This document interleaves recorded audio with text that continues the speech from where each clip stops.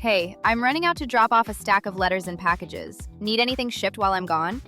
Save the gas. Stamps.com lets you print postage and schedule pickups right from your desk. Sync your contacts into the address book, get detailed accounting insights, and get notified the moment your certified mail is delivered.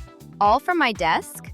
All from your desk. Join the 4 million businesses using Stamps.com right now with code PODCAST and get your free welcome gift. Stamps.com code PODCAST. Taxes and fees apply.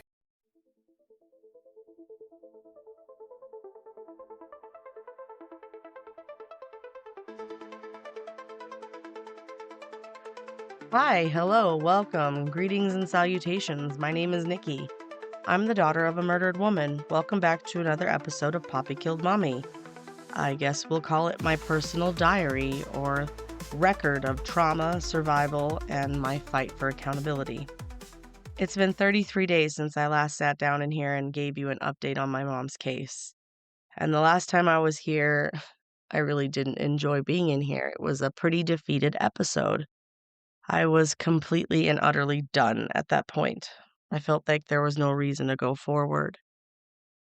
I had just been told something that I don't think anyone is ever prepared to hear, that there's no legal path forward in their loved one's case, unless the man who's lied about it for almost 33 years in my mom's case confesses.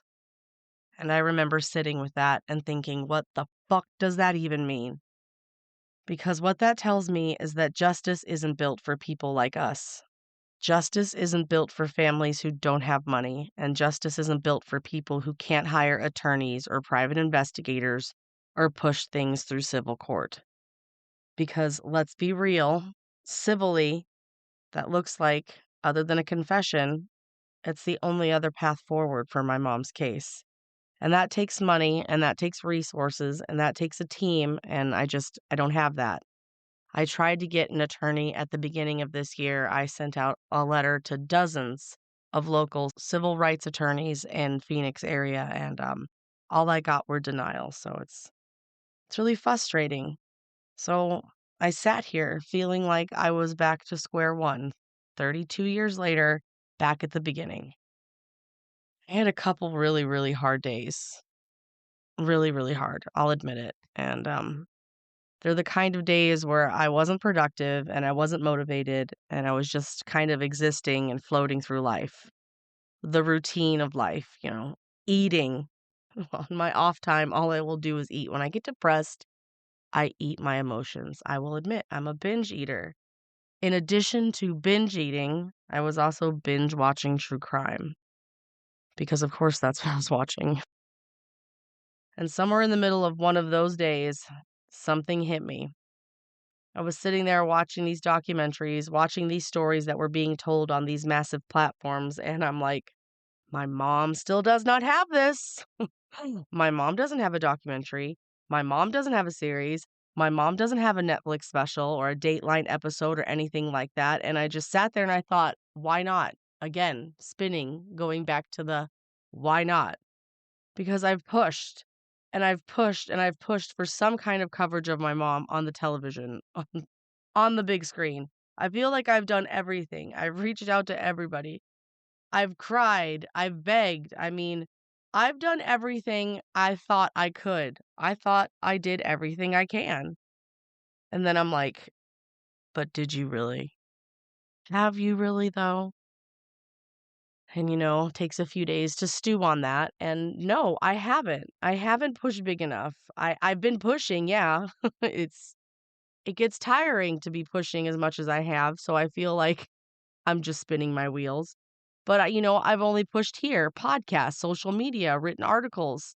It's just not big enough. I know TV is where I need to be. I've known this. I just can't seem to break through.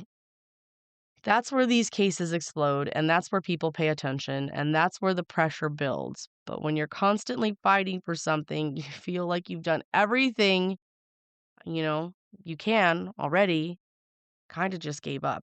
I really did. I let the news from the county attorney get me down. But you know me, I bounced back. Ugh, it was like a switch flipped in my brain one day because I went from what's the point to oh my God, I'm not done. I'm not even close to done.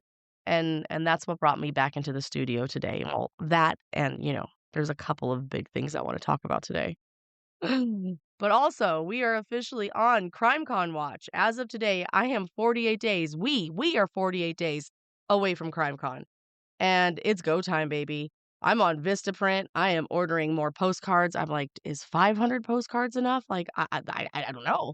I need to get on Sticker Mule. I need to get some stickers ordered. My to-do list is insane. But the coolest part is that my friend Stacy, who's coming with me to run the booth, has been absolutely incredible. She's got all this fancy, crafty, like machinery, and she's literally printing and designing, and she's helping me create merch. Like she sent me a video the other night of her first couple of like keychains, buttons. It's mind blowing what she can do with this machinery. So if you come by my booth at CrimeCon, you're not just getting something I ordered in bulk. You're getting something that was made with intention and made with care and made with the support of somebody who didn't even know me before all of this happened. And I could not be more grateful for her because I cannot do this alone. I absolutely cannot fly solo to events like this. And she's shown up for me in ways that I will never forget. And I am super excited about this year. Oh my God, for so many reasons, this trip is going to be phenomenal. By the way, I have never been to Vegas. I'm 43 and I have never been to Vegas. So this is going to be it's going to be an amazing trip. And just to let you know, I will talk to anybody.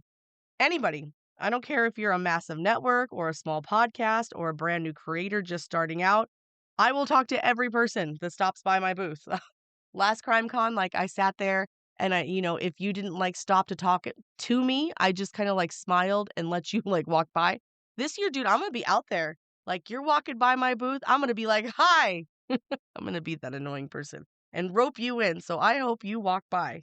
But if you stop by my booth and if you are willing to listen, I will talk to you. I will tell you my mom's story. And, I'd be more than happy to give you some homemade merchandise. I'm super excited about that. Anyway, moving on here though, let's get back to my scripted remarks. I'm really liking that I'm getting comfortable enough to be in the studio where I can have a written script, but I also can ad lib. I'm just talking without a script. I think since my last episode where I came in here and I pretty much did the whole episode like a vlog, um, I like that. So anyway, I hope you do too.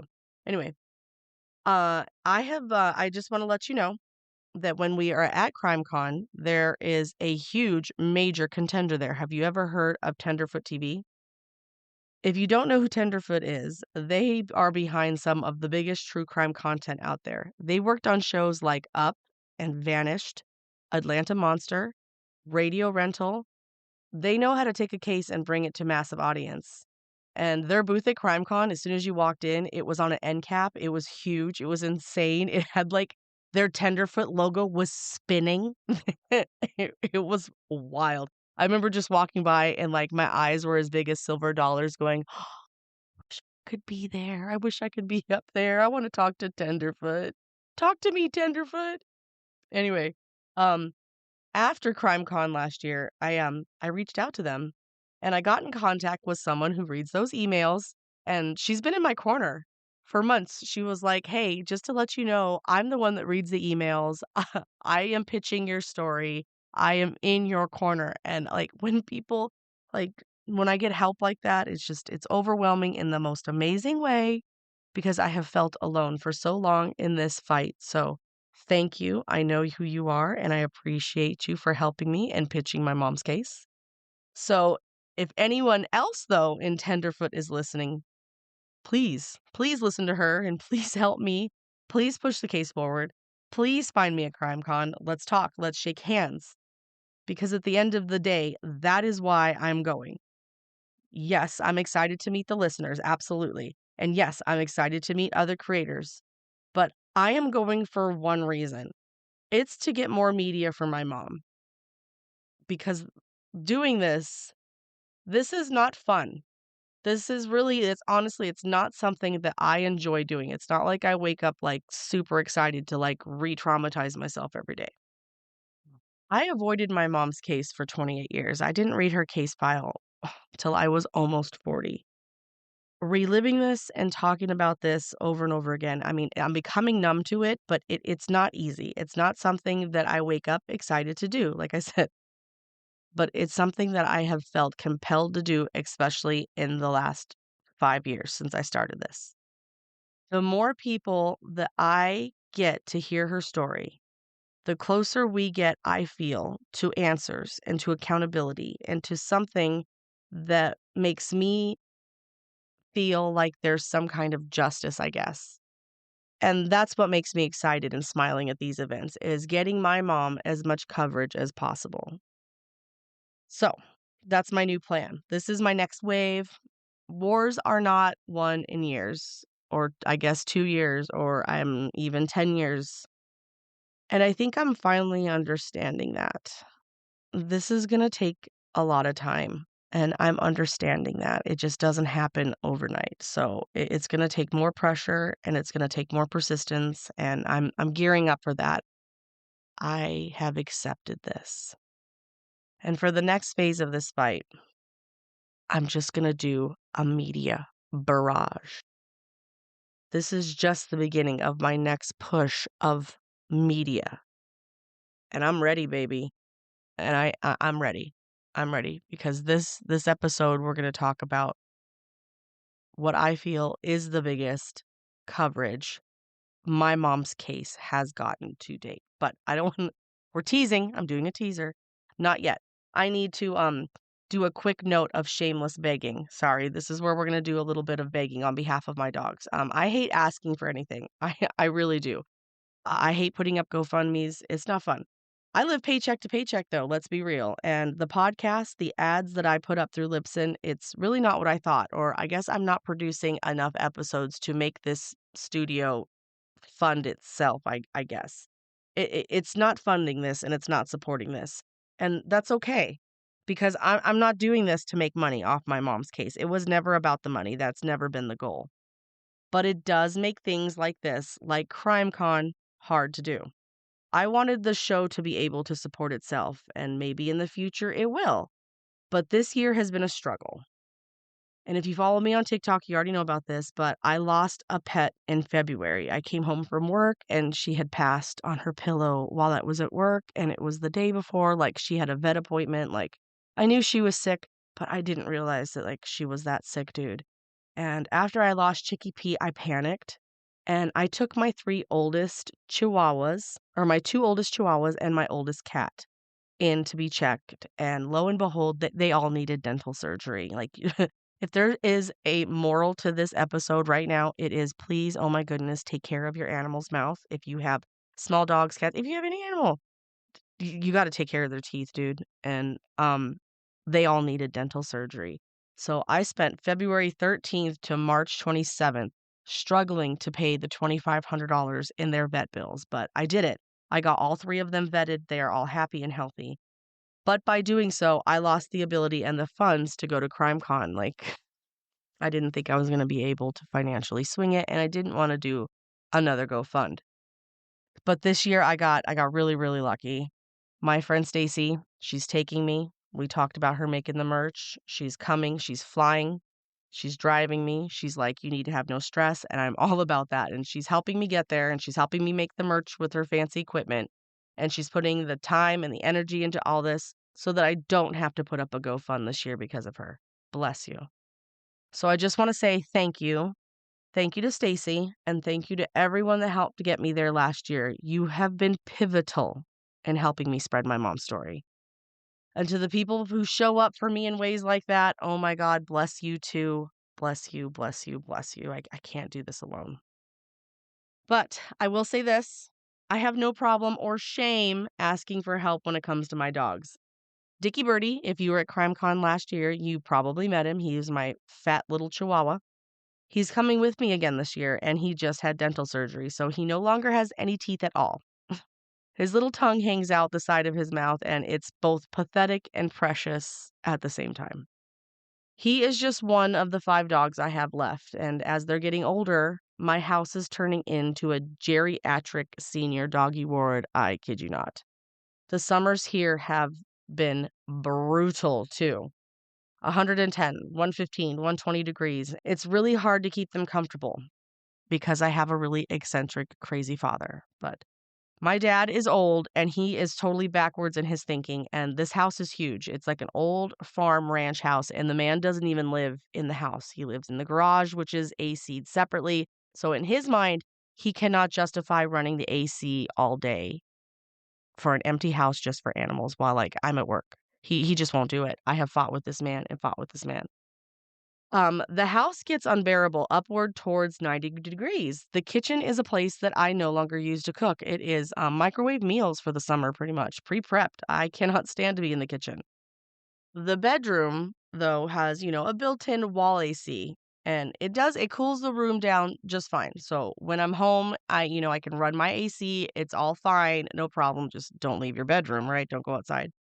But as soon as I leave, that man will come into my room and turn it up to 80 degrees because he cannot justify running AC for animals, which I guess that's an old generational thing. I, I, I don't understand that. It's just, and I don't know. I have, I have come home before and my one dog Stinky has been panting when the AC is on at 80. And like, this has caused World War like 1, 2, and 3 with my dad since the last 3 years I've come home because this is my 3rd summer back at home. So we're going to end up fighting again this year.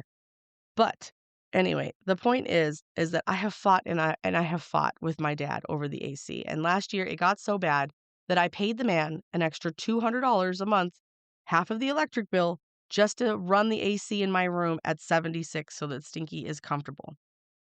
But the whole point of this spiel is that Jake has to have his own room. My big dog that I rescued from a rescue several years ago, nobody wanted him. He was unadoptable. He was being neglected, actually. I found out that half the staff wasn't even letting him out. And so that's when I decided to move home. I basically moved home, changed my whole life so that I could adopt this dog. And he has his own room. And, he's totally content most of the year until it hits, May, June, July, because Jake doesn't have AC in his room. And I got to shut it down and keep like foam over the windows. And it's a struggle to keep his room cool. Phoenix and Cape Creek are absolutely beautiful in the winter and springtime, but summers are absolutely unbearable and they're really hard on the animals. So here we go. Long story short, if you're in a position to help, the only thing that I will beg for is I do have an Amazon wish list in the show notes. It's mostly just things to keep the dogs cool. Cooling mats, stuff like that, just to help them through the summer. I think I put like a couple doggy pools in there for Jake because Jake loves his doggy pool. I mean, just like stuff for the animals to get them through the summer because I'm just anticipating another long, hot summer and fighting with the old man over it is just ridiculous. And, you know, in my 20s, when most women are having babies, I didn't have children. I never had children. I started rescuing. And these are the original, like several that I started with. My oldest is 17. They are my babies. They are my first dogs and cats. And I will do anything to keep them happy and healthy for as long as possible. And that's the only time I'll ask. I won't ask for me, and I will only ask for them. But that's the end of my shameless begging. Thank you for listening. I'm so sorry if that was painful. And yes, I know my dad is weird, but there's just no changing him at this point. Do you know here? I'm going to tell you a backstory that I don't even have in the notes here. When his mother died, she died with like, I think almost $1 million in the bank. She had no hot water and no AC. She was using a swamp cooler because I guess, she comes from the generation of the Depression and she was all about hoarding money. And I swear to God, my dad has the same disease. He will not run basic AC. I know. That's my dad. That's Craig. But continuing on. So with all of that being said, I told you in the last episode that as soon as the all-important, all-awaited, all-excited A&E article was released, I was going to let you know, right? Well, guess what? 2 days ago on April 9th, 2026, something happened. Sometime during my PM work time, probably around 1:30 or 2 in the afternoon, A&E's article went live on my mom, titled, "Who Killed Stephanie Wasilishin?" And I remember kind of blacking out with the excitement a little bit at the work table. My phone had gone off, and it was the A&E author texting me that the article was live and the link. And I was in the middle of doing an art project with the kids because I'm a teacher at QI Montessori, and I just remember my heart rate shooting up.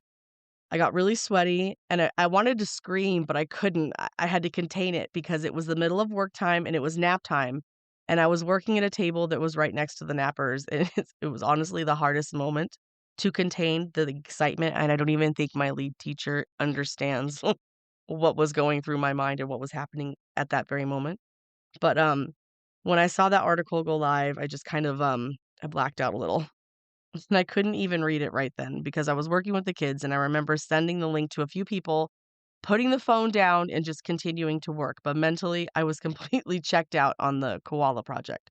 Just thinking about this article, what it means, what it could mean. Like, if enough people click on this article, is it possible that A&E producers pick it up for a series? For an episode? For something bigger? Because that's how this works, right? More media leads to more media. And these are the thoughts going through my head when I'm literally helping these kids color koalas and cut and paste because we're learning about Australia this month. I'm sitting there like, how do I get this article to go viral?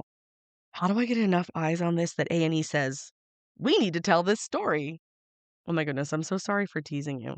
Have I teased you enough though? I told you I was going to read it. Let's read it. I will include the link in the story notes so that you can click on it, because please click on it. Create traffic, read it for yourself, and share it with others. I am extremely proud of my front page feature and our local Carefree Cave Creek Independent. But to be featured on A&E, a station that I have watched my entire life, coming home and watching American Justice and Cold Case Files with Bill Curtis, it just feels like a full circle moment. So, are you ready? Was that enough build up? You've probably already read it anyway, but to those of you that have not read it, let's do this.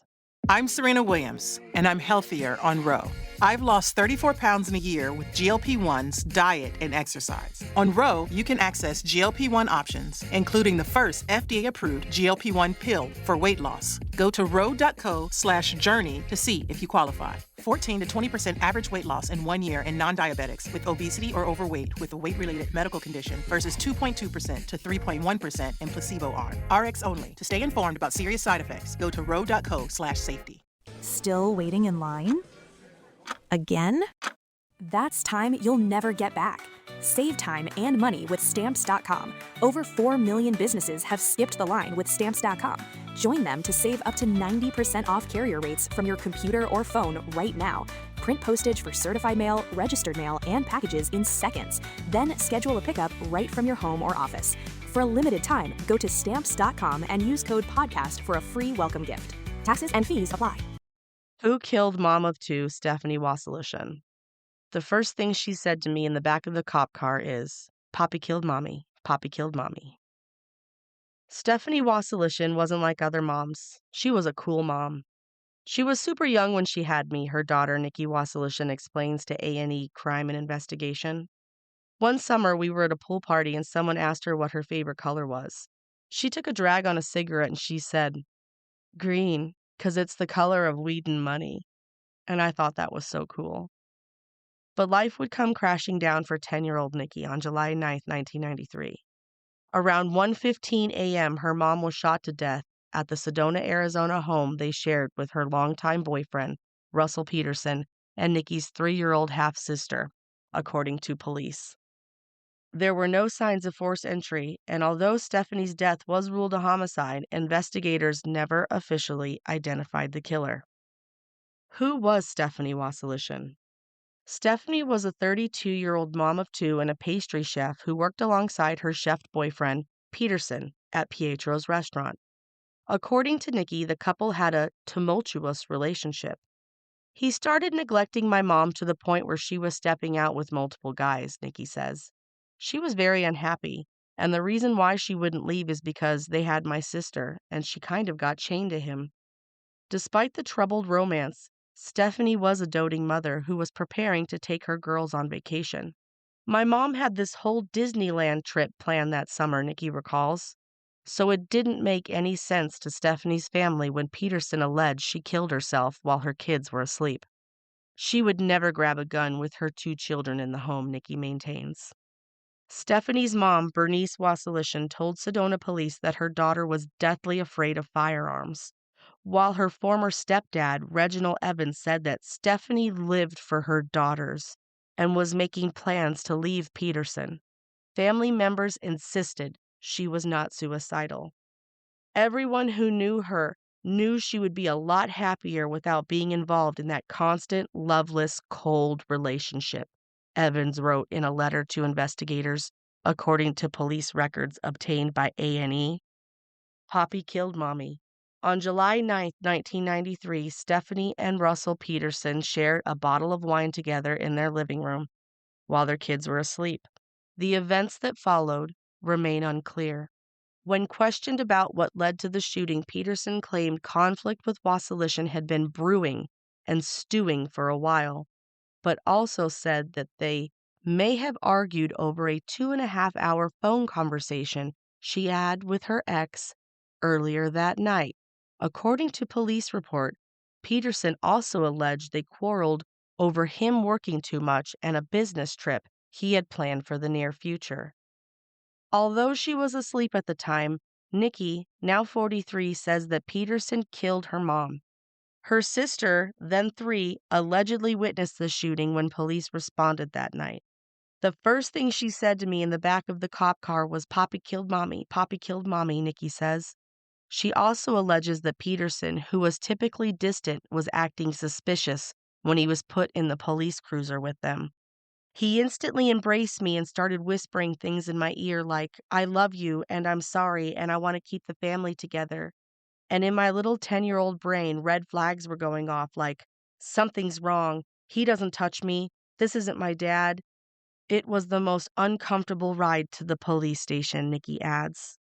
The investigation. Peterson called 911 to report Stephanie was shot. However, he said he was unsure where the bullet entered her body, according to police. The call taker attempted to walk Peterson through CPR, but it's unclear if he in fact tried to resuscitate the victim. Stephanie was pronounced dead on the scene, and an autopsy revealed she died from a gunshot wound to the neck. The medical examiner noted gunpowder residue was recovered on the victim's left hand and was consistent with defensive posture than with a self-inflicted injury, intentional or otherwise. Stephanie was right-handed. Over the course of 4 interviews with detectives, Peterson's retelling of events that led to Stephanie's death were inconsistent, and he pivoted back and forth between whether the incident was a suicide or a struggle between them, according to the police. All that was known with certainty was that one of the participants procured a pistol from the bedroom and at least 2 shots were subsequently fired, the police report read. During the investigation, police alleged Peterson was difficult to get a hold of and canceled appointments. He also refused a polygraph and a reenactment. In November of 1993, prosecutors announced there was insufficient evidence to charge Peterson with Stephanie's death. The inconsistencies, together with all of the other evidence, still does not amount to sufficient evidence to prosecute, Yavapai County Attorney Jim Landis wrote in a letter to police. The suspect vacillates between whether there was a struggle or whether it was a suicide. The physical evidence, however, does not clearly support either one of his stories to the exclusion of the other. The suspect's confusion over the facts could be the result of trauma and/or wishful thinking. The daughter's quest for justice. For the rest of her childhood, Nikki was raised by her biological dad, while her little sister stayed with Peterson. The siblings lost touch in 2018 following the death of their grandmother. Around the COVID-19 pandemic, Nikki says she felt a sudden compulsion to reinvestigate and to bring closure to her mom's case. And in 2025, on the 32nd anniversary of her mother's death, she launched the Papi Killed Mommy podcast. She also actively speaks about the case on TikTok in the hopes that continued exposure will pressure authorities to take another look at Peterson. Peterson and the Yavapai County Attorney's Office did not respond to A&E and Crime Investigation's request for comment, while the Sedona Police declined to make a statement on the investigation. They, the authorities, are waiting for a confession, Nikki says. They want this case to solve itself. It's just ridiculous. She tries to remain optimistic that investigators will officially identify who pulled the trigger that night. In the meantime, Nikki does her best to honor her mother's memory. I've brought her back to life through old still photos and 16 minutes of VHS footage, she says. So I do what I can to remind people who she is. And that's the article. That is the story of my mom, finally told on a national platform. There were a few things that really stood out to me, and first is that they centered on me. And I don't mean that in like an egotistical kind of way. I mean that in a truth kind of way, because this case has always been told through the police reports and through the suspect's statements, and not through the person who actually lived it, me and my sister.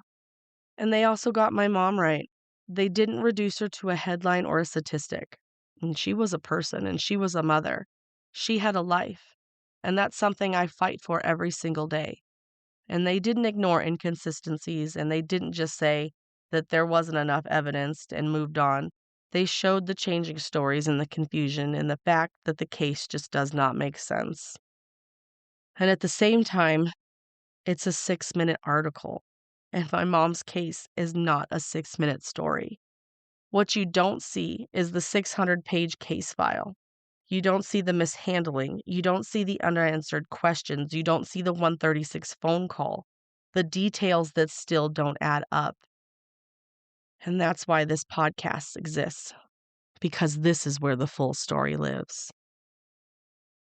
But here's my biggest takeaway from all of this. Media pressure works. I have been saying this for years. After my meeting with the county attorney, when I was told that there was no going forward without a confession, I had a choice.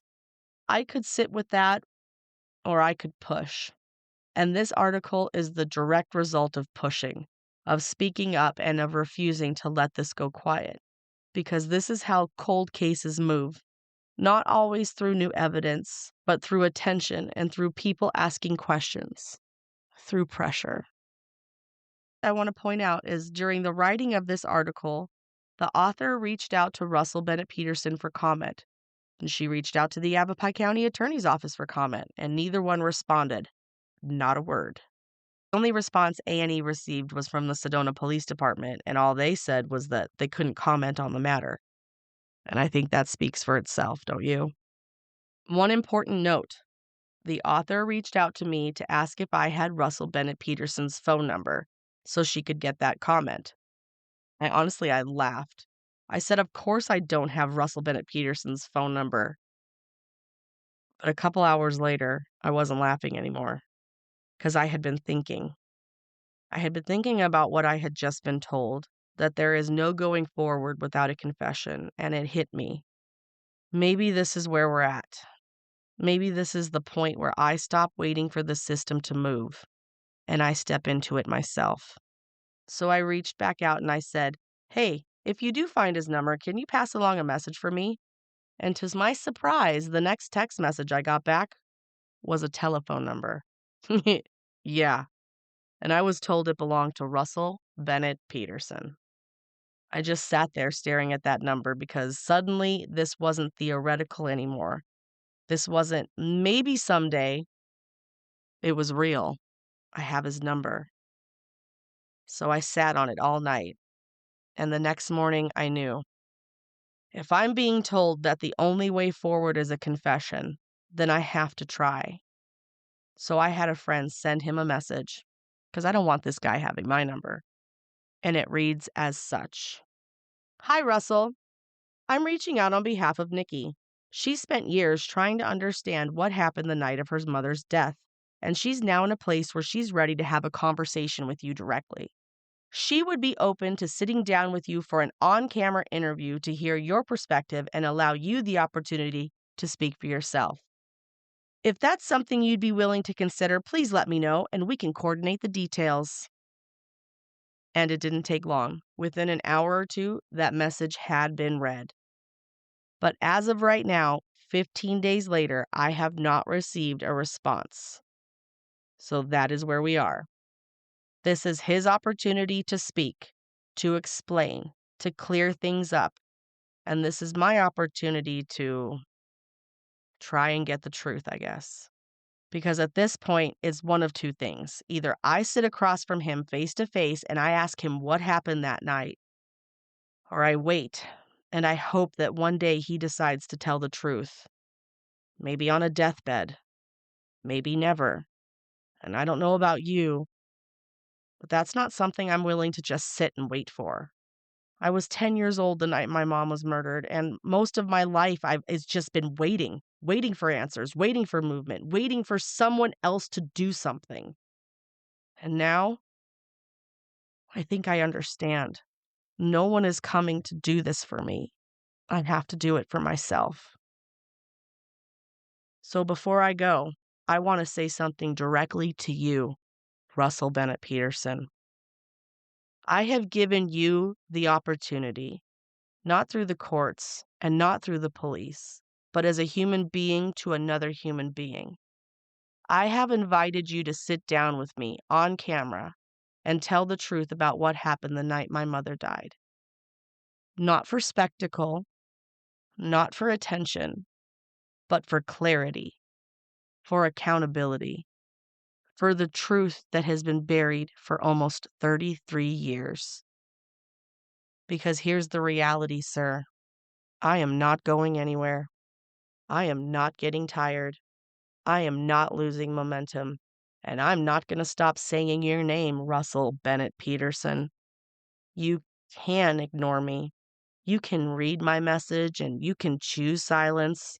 You can continue to let time pass and hope that this just fades away. But it will not, sir. Because I was there and I have lived it. And I have spent my entire life carrying the weight of what happened in that house.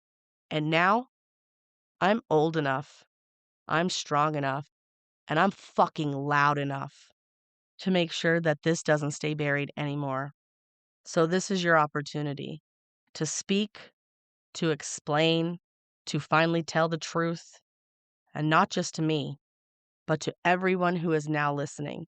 Because whether you choose to respond or not, I will keep going and I will keep pushing and I will keep telling my mother's story until I get answers or until the world starts asking the same questions that I have been asking for the past 33 years. So, if you know Russell Bennett Peterson, if you have ever crossed paths with this man, if you are somehow connected to him in any way, oh my God, please send him this episode. Make sure he hears this, because I'm not hiding, I'm not going anywhere, and I'm not going to stop asking what happened that night. Because this is way bigger than him now. This is about making sure my mom's story is seen and heard and impossible to ignore. We are finally getting attention. A&E just put this case on a national platform, and that only matters if people show up for it. So dudes, I need your help. Go read that article. I know I already just read it to you, but go read it, click on it, share it, send it to people. Because the more traffic that article gets, the more it tells A&E and every other network watching that this story matters and that people care and that this is something worth digging into further. Because this is how this works. That's how we get from an article to a documentary to a series to real pressure. We're weeks away from CrimeCon, and I'm walking into that space with this story louder than it has ever been before. And this right here, this is the moment where it either grows or it gets ignored. So please help me make it grow. Thank you for listening.